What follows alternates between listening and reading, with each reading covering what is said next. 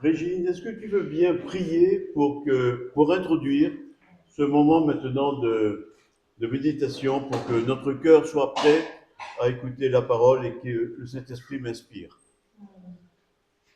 Mais merci Seigneur, parce que dimanche après dimanche, on peut entendre ta parole. Tant de frères et sœurs en sont privés dans des pays où Jésus-Christ est mal vu et mis dehors, rejeté. Et Seigneur, on te remercie de cette liberté que nous avons de pouvoir venir à l'église et entendre ta parole. Bénis Seigneur ton serviteur qui va nous la donner et remplis nos cœurs, Seigneur. Aide-nous à comprendre et surtout à mettre en pratique ce qu'on entend ici. Nous avons vraiment plaisir à te servir, à t'aimer, à le manifester par nos actes et pas simplement par des mots. Seigneur, sois béni encore d'être là aujourd'hui, ce matin. Et bénis-nous tous, bénis les petits et les grands. Amen. Amen. Amen.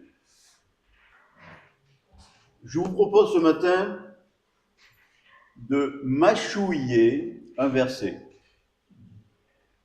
Mâchouiller comme quelque chose dont nous apprécions la saveur et que nous gardons à la bouche le plus longtemps possible.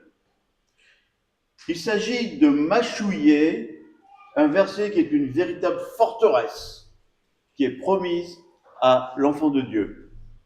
Alors c'est le verset archi connu qui est dans Romains 8, 28 et qui démarre un grand passage de Romains 8, 28 à Romains 39.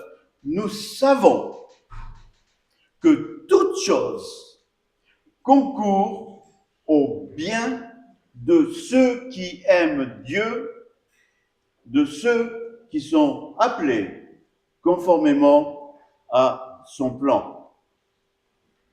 C'est un verset que l'on cite souvent.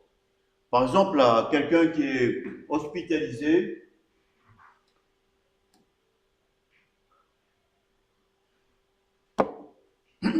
pour l'encourager à tenir bon, ou à quelqu'un qui passe par une épreuve. Alors, on lui cite ce verset. Toute chose concourt au bien de ceux qui aiment Dieu.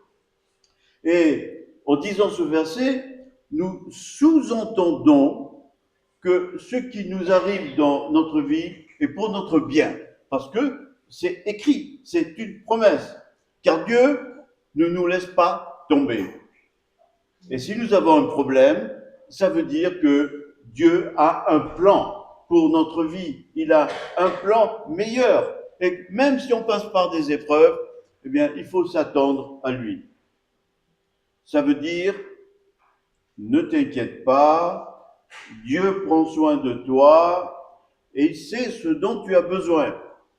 Et entendre cette phrase nous rassure.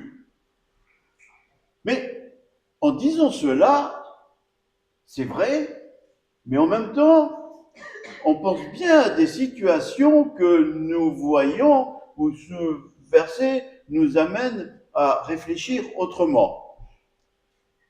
Il y a des exemples dans la Bible.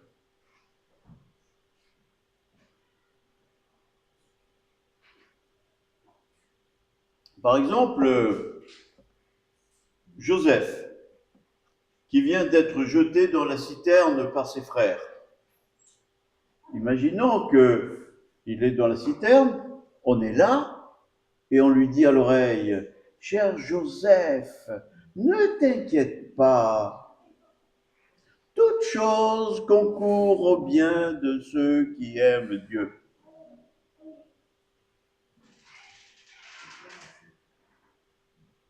Il est prêt à entendre ça. Ou bien, lorsqu'il est vendu aux Madianites, vendu par ses propres frères, « T'inquiète pas, Joseph, toute chose concourt. » C'est écrit Romains 8, 28. Est-ce qu'il est prêt à entendre ça? Et puis lorsqu'il est sur la place du marché, enchaîné, nu, et qu'il est vendu comme esclave, ne t'inquiète pas, Joseph. Dans ces situations, Joseph aurait-il pu croire vraiment qu'il est sous le contrôle de Dieu? Et puis,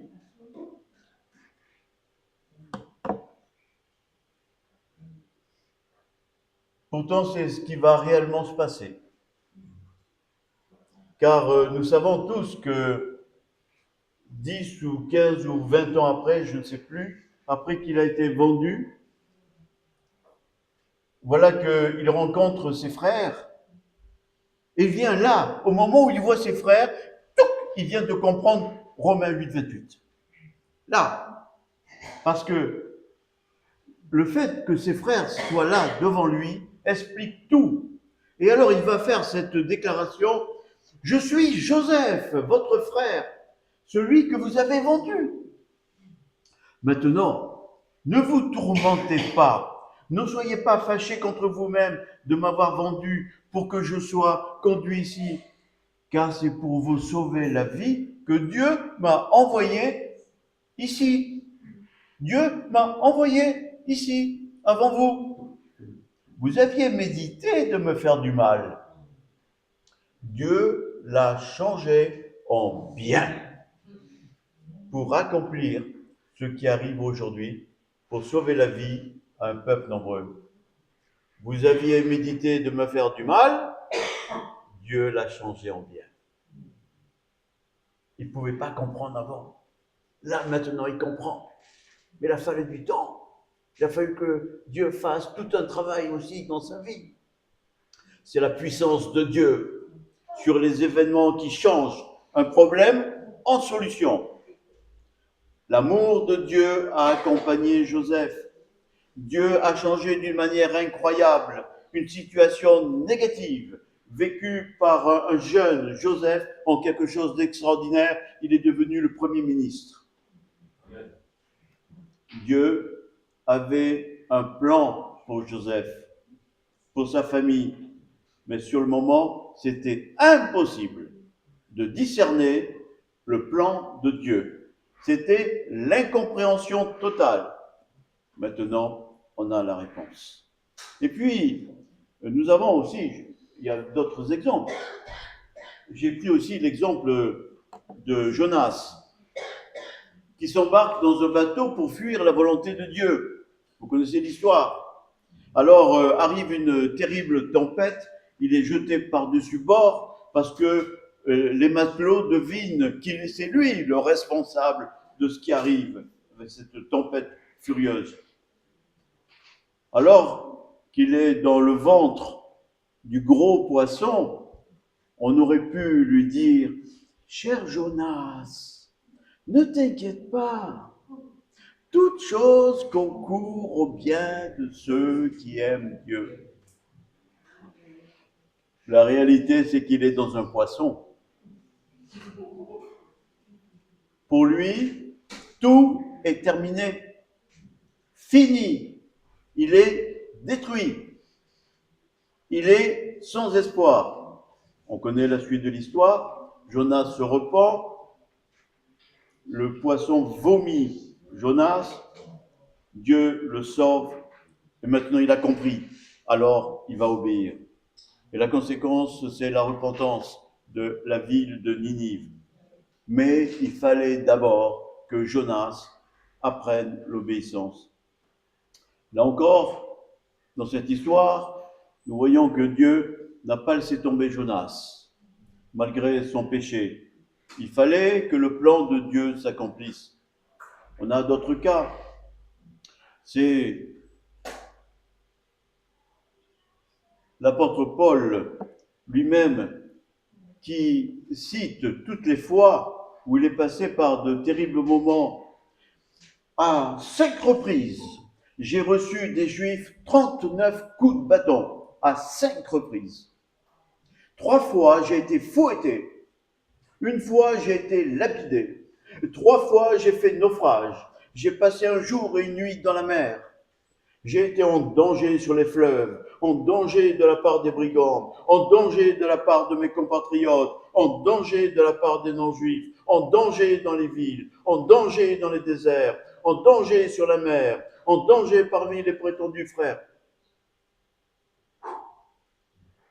J'ai connu le travail et la peine. J'ai été exposé à de nombreuses privations de sommeil. J'ai été exposé à la faim, à la soif, à de nombreux jeûnes, au froid, au dénuement. Et sans parler du reste, je suis assailli chaque jour par le souci que j'ai de toutes les églises. Et pourtant, l'apôtre Paul va écrire lui-même: toute chose concourt au bien de ceux qui aiment Dieu. Mais il y a aussi des cas où Dieu n'intervient pas. Nous pensons par exemple à Étienne, il va être lapidé. Nous pensons à tous ces croyants qui sont cités dans Hébreux chapitre 11. Des femmes ont retrouvé leur mort par la résurrection, mais d'autres ont été torturés. Ils n'ont pas accepté de délivrance afin d'obtenir une meilleure résurrection. D'autres encore ont subi les moqueries, le fouet, les chaînes, la prison. Ils ont été lapidés, sciés. Ils sont morts, tués par l'épée.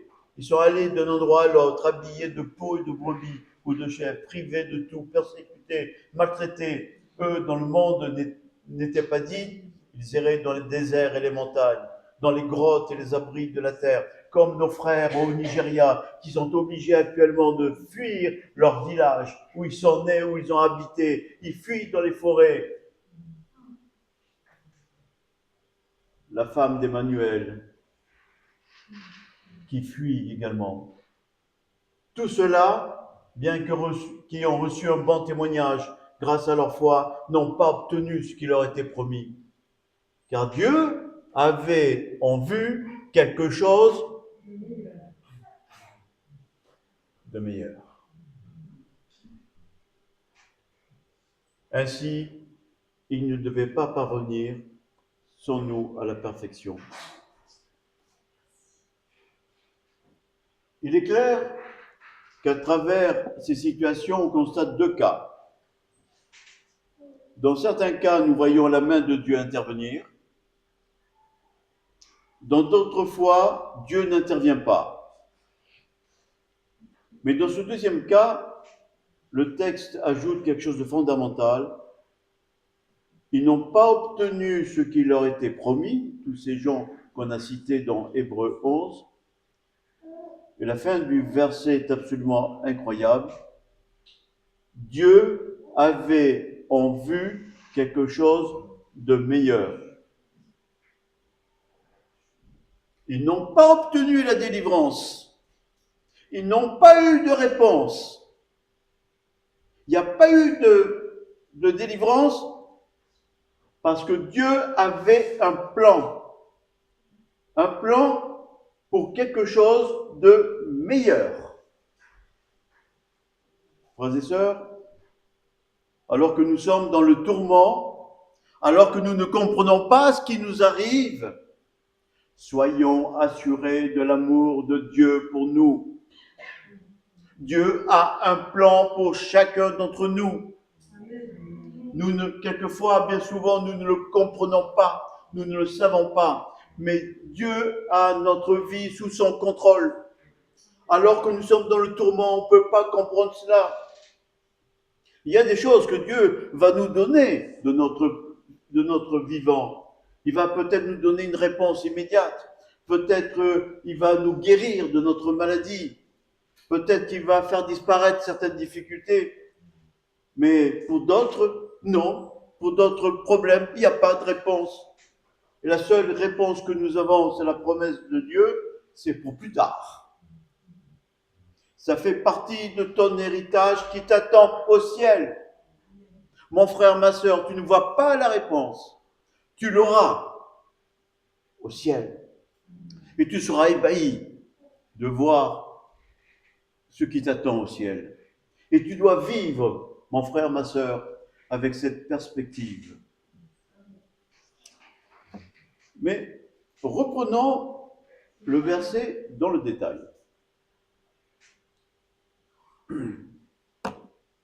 Ça commence par nous savons.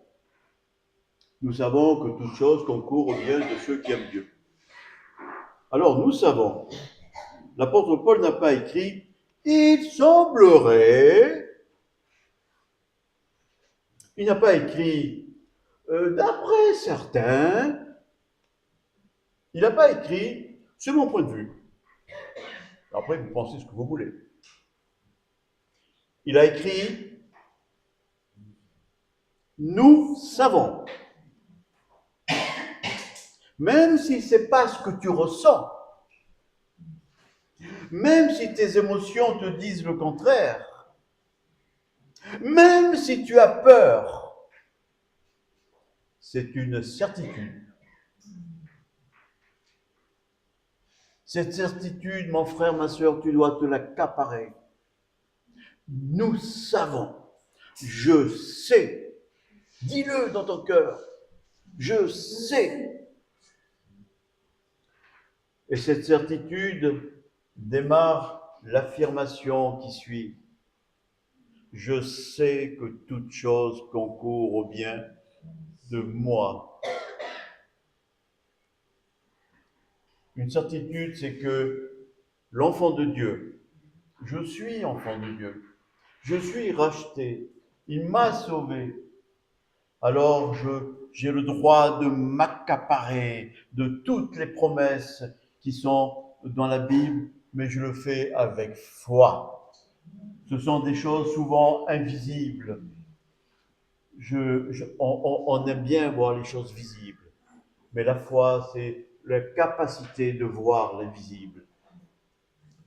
Et alors, toute chose concourt au bien. Nous savons que toute chose, alors toute chose, c'est quoi les toutes choses?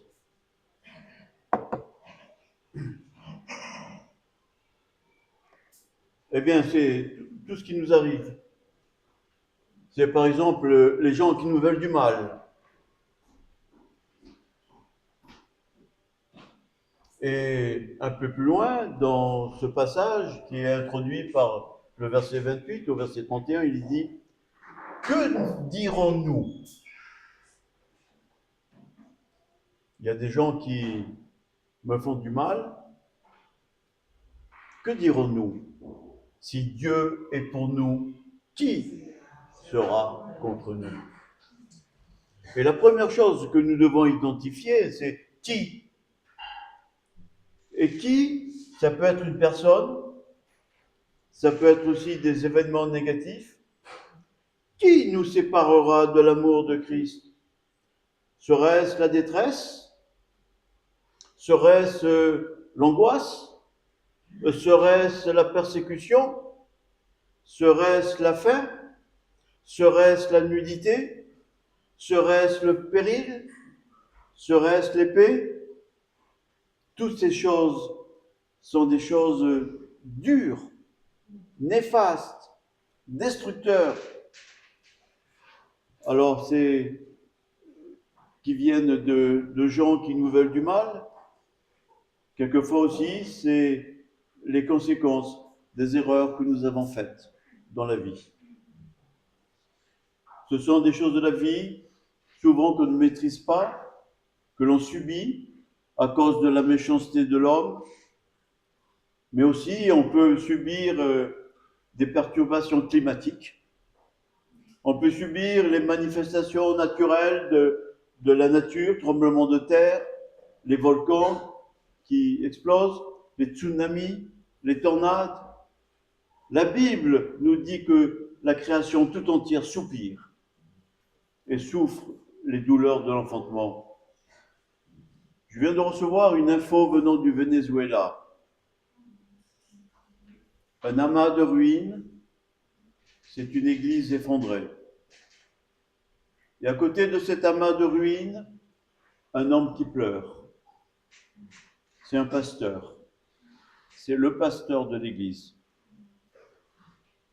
Et dans cet amas de ruines, il y a sa femme et son enfant. Et cet homme Dans le message que j'ai reçu, on dit qu'il remet tout entre les mains de Dieu. Je pense aussi à cette chrétienne à Blanc-Ménil, il y a quelques années, qui part faire ses courses. Et quand elle revient, devant chez elle, elle voit les pompiers. Sa maison est en train de brûler, avec ses 2 enfants dedans. Et dans ce cas, c'est dur d'entendre. Toute chose concourt au bien. Et on peut même être révolté. On a le droit de penser dans ces cas que Dieu nous a oubliés. Et peut-être on a le droit de penser que Dieu est en train de me punir. Et c'est vrai qu'il arrive que nous n'ayons pas d'explication pour certaines choses, certaines situations qui nous arrivent. La seule solution pour nous qui sommes enfants de Dieu, c'est d'accepter ce qui nous arrive et d'accepter et de comprendre que tout cela est sous le contrôle de Dieu. Et que malgré tout, il veut notre bien, mais comme pour Joseph, comme pour Jonas, comme pour bien d'autres, je ne comprends pas le plan de Dieu, mais par la foi, je veux comprendre qu'il a un plan pour moi. Je veux garder le cap de la foi. Je veux garder le cap de l'espérance. Je veux être assuré que Dieu entend mes gémissements. Il entend mes cris de souffrance. Mais avançons dans notre mâchouillage de versets. Voyons maintenant le mot bien. Mais c'est quoi notre bien?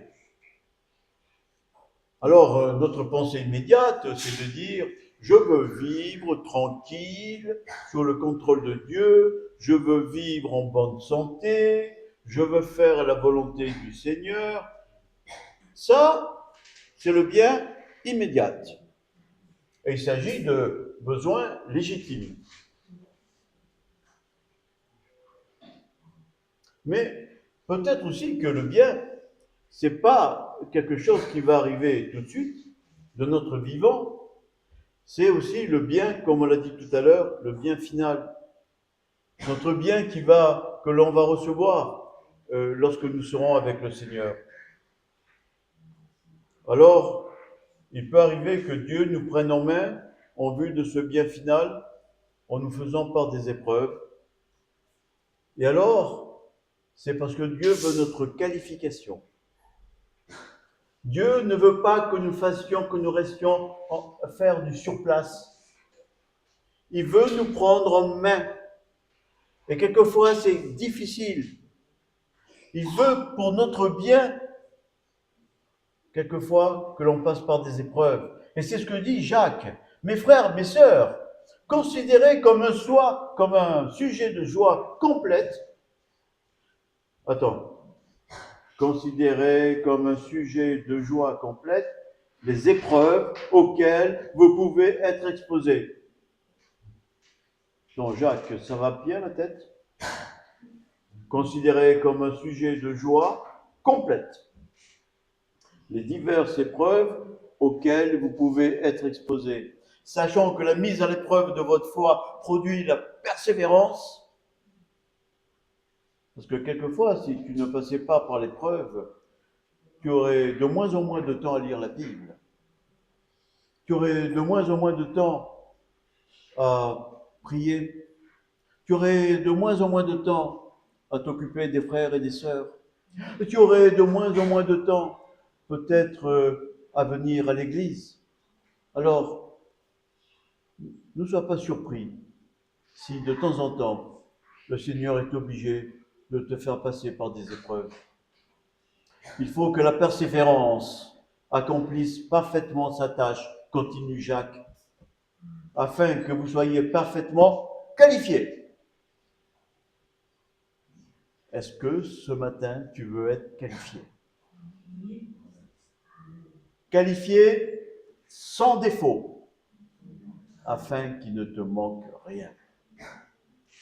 Et de là, on comprend certaines épreuves qui sont destinées à renforcer notre foi, à être qualifiés aux yeux du Seigneur, qualifiés à le servir maintenant, qualifiés pour un service plus tard dans le royaume de Dieu. À chaque fois que nous sommes dans une étude biblique, je le dis, je le répète, nous aurons du travail dans le royaume de Dieu. Nous aurons quelque chose à faire. Et aujourd'hui, nous sommes dans une école où le Seigneur est en train de nous qualifier en vue de quelque chose qui va se passer plus tard.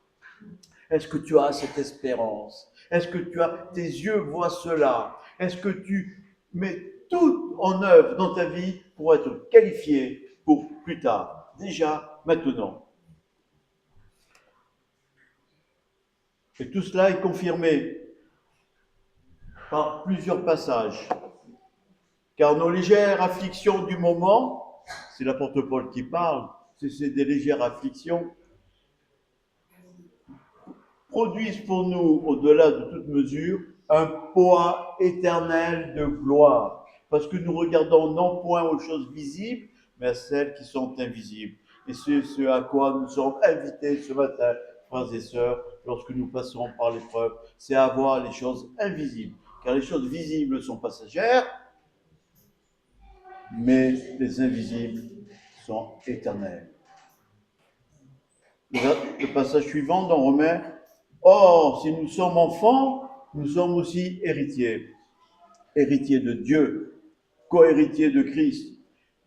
Si toutefois nous souffrons avec lui, afin d'être glorifiés avec lui. J'estime que les souffrances du temps présent ne sauraient être comparées à la gloire qui sera manifestée pour nous. Et Jacques dit aussi, heureux l'homme qui supporte patiemment la tentation. On pourrait dire à la place de tentation, l'épreuve. Car après avoir été éprouvé, il recevra la couronne de vie que le Seigneur a promise à ceux qui l'aiment. Moi, j'aime les promesses. C'est Bruno. Tu as dit? Je dis c'est Bruno. Anciennement. J'aime les récompenses. Il recevra la couronne de vie.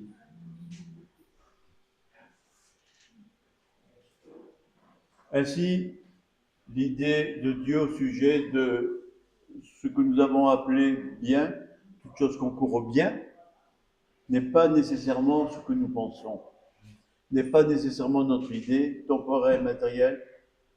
Il y a aussi la perspective qui va dans l'au-delà. Mais continuons à mâchouiller.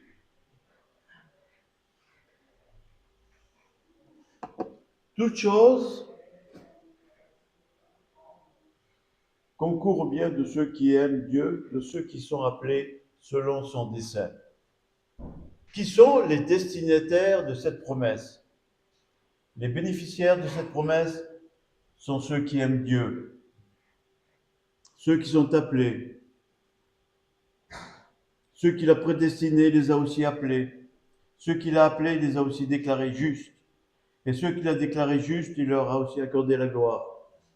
Ainsi, Dieu nous appelle, il nous déclare justes, il nous accorde la gloire. Dieu nous a déclarés justes. Au moment où tu donnes ta vie au Seigneur, il efface tes péchés. Il te pardonne. Il écrit notre nom sur le livre de vie et il nous déclare justes. Il nous ouvre les portes du royaume de Dieu. Et il nous dit dans Romains 8.1, les étudiants de l'étude biblique, Romains 8.1, Il n'y a aucune condamnation. il n'y a donc plus de condamnation pour ceux qui sont en Christ. Les appelés sont ceux qu'il a déclarés justes. Et à chaque fois que je le peux, j'aime citer la définition du mot juste. Ce mot est le grand résumé de la justification que présente l'apôtre Paul dans Romains. La justification, c'est l'acte juridique par lequel Dieu, 3 fois saint, l'acte juridique, ça veut dire c'est marqué, c'est sûr, c'est juridique, c'est la loi, c'est l'acte juridique par lequel Dieu, 3 fois saint, déclare juste et saint le coupable qui mérite la condamnation éternelle dès lors qu'il se repent, qu'il croit que Jésus est mort en sacrifice pour ses péchés et qu'il décide de le suivre. Quand tu entres dans ce verset, tu es justifié. Sur ton passeport que tu vas présenter en entrant dans le royaume de Dieu, il y a écrit juste. Tu es justifié. Ainsi, toute chose concourt au bien de ceux qui aiment Dieu est réservée à ceux qui sont justifiés. Si tu n'as pas encore fait le pas, si tu n'as pas encore mis ta vie en ordre, si tu n'es pas sûr d'être justifié, alors je t'invite à le faire maintenant, à prendre cette décision. Seigneur, je veux me repentir de mes péchés, je veux te suivre. Non seulement je veux te considérer comme mon sauveur, mais aussi comme mon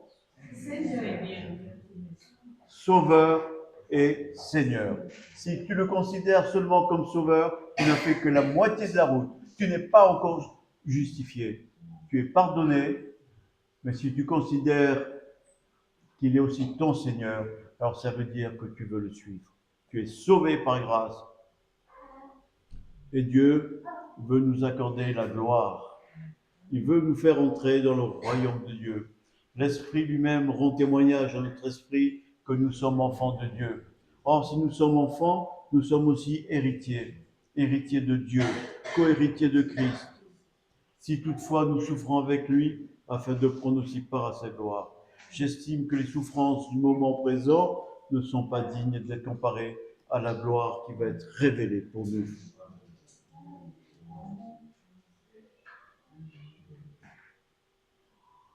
Ainsi, toute chose concourt au bien.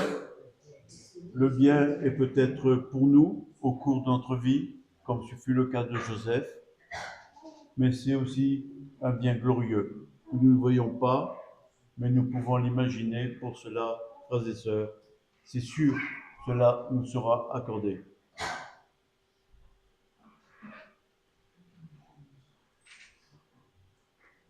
Je vais prendre un raccourci. Le projet de Dieu, pour nous, c'est la route droite. Quand le peuple hébreu est sorti de l'Égypte, il avait une route droite pour arriver au pays de Canaan. Ça aurait dû prendre quelques semaines, quelques mois. Mais il n'a pas pris la route droite. À cause du péché, à cause de la désobéissance, à cause de la rébellion, il est sorti de la route droite. Puis Dieu l'a ramené. Et puis il y a eu de nouveau désobéissance, il est sorti de la route droite. Et au lieu de faire la route droite en quelques semaines, quelques mois, ça a pris 40 années. C'est souvent notre vie, frères et sœurs. Le Seigneur a prévu pour chacun d'entre nous une route droite. Il avait prévu pour Abraham une route droite. Abraham a fait des zigzags. Et à chaque fois, Dieu l'a ramené sur la route droite. Et il arrive que l'épreuve, il arrive que les châtiments, eh bien, tout cela concourt au bien de ceux qui aiment Dieu. Alors je termine. Si Dieu est pour nous, Qui sera contre nous? Lui qui n'a pas épargné son propre Fils, mais l'a donné pour nous tous, comment ne nous accorderait-il pas aussi tout avec lui? Qui accusera ceux que Dieu a choisis? C'est Dieu qui les déclare justes. Qui les condamnera? Christ est mort. Bien plus, il est ressuscité. Il est à la droite de Dieu et il intercède pour nous. Qui nous séparera de l'amour de Christ? Serait-ce la détresse, l'angoisse, la persécution, la faim, le dénuement, le danger, l'épée? Il est écrit, c'est à cause de toi qu'on nous met à mort à longueur de journée, qu'on nous considère comme des brebis destinées à la boucherie. Au contraire, dans tout cela, nous sommes plus que vainqueurs, grâce à celui qui nous a aimés. En effet, j'ai l'assurance. J'ai l'assurance. J'ai l'assurance que ni la mort, ni la vie, ni les anges, ni les dominations, ni le présent, ni l'avenir, ni les puissances, ni la hauteur, ni la profondeur, ni aucune autre créature ne pourra nous séparer de l'amour de Dieu manifesté en Jésus-Christ notre Seigneur. Amen. L'Éternel est mon berger. Je ne manquerai de rien. Il me fait reposer dans des champs d'herbes vertes. Il me conduit au calme près de l'eau. Il me rend des forces. Il me guide sur le bon chemin pour montrer sa gloire. Même si je traverse la sombre vallée de la mort, je n'ai peur de rien. Seigneur, car tu es avec moi. Ton bâton de berger est près de moi, il me rassure.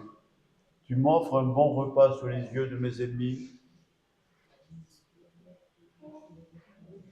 Un jour, j'apporterai une prédication sur tu m'offres un bon repas sous les yeux de mes ennemis. C'est plein de sous-entendus. Je vous en reparlerai.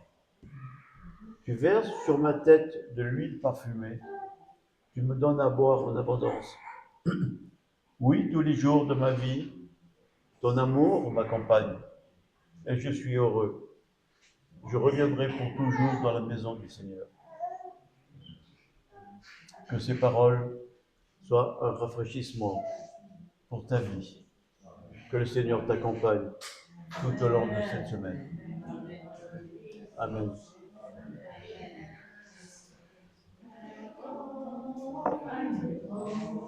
Sur les jours